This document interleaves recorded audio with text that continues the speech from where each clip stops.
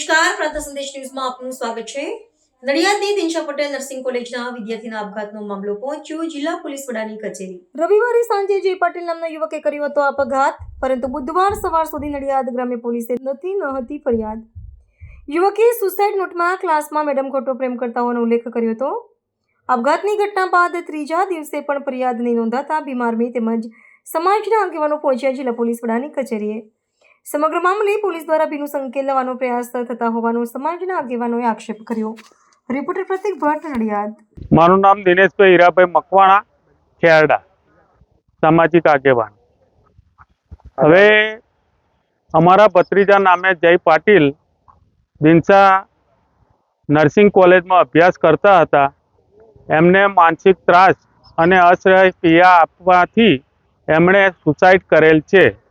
આજે બનાવના 48 કલાક થયા હોવા છતાં પણ અમે એફઆર ફરિયાદ આપેલી, પણ પોલીસે કંઈક ને કંઈક ભીનું સંકેલવા હજુ ઓનલાઈન કરેલ નથી અને એફઆરઆઈની નકલ આપી નથી। બીજું કે પ્રારંભિક તપાસ સિવાય પોલીસ પ્રશાસન હેડ કોન્સ્ટેબલ રમેશભાઈએ છોકરો હોમ પ્રોજેક્ટ વર્ક પૂરું ના કરી શકવાને લાગી આવતા સુસાઇડ કરી છે। એ રીતે આર્થિક કે રાજકીય દબાણવશ પોલીસ પ્રશાસન ખોટી દિશામાં કેસ લઈ જતા હોય અને ભીનું સંકેલવાની તજવીજ હોય એવું સ્પષ્ટ સરદાર ગુજરીમાં પોલીસના નિવેદન પરથી માલુમ પડે છે।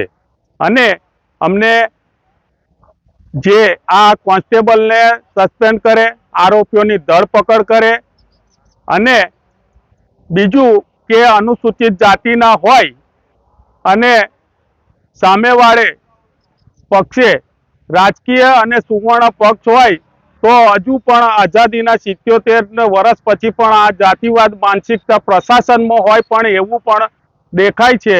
તો આ બાબતે જ્યાં લગી આરોપીઓની ધરપકડ નહીં થાય ત્યાં સુધી અમે ગાંધી ચિંધ્યા માર્ગે ધરણા, ઉપવાસ, પ્રતિક ઉપવાસ જે કંઈ કાર્યવાહી કરવાની થશે એ અમારે સમાજને સાથે રાખીને કરીશું।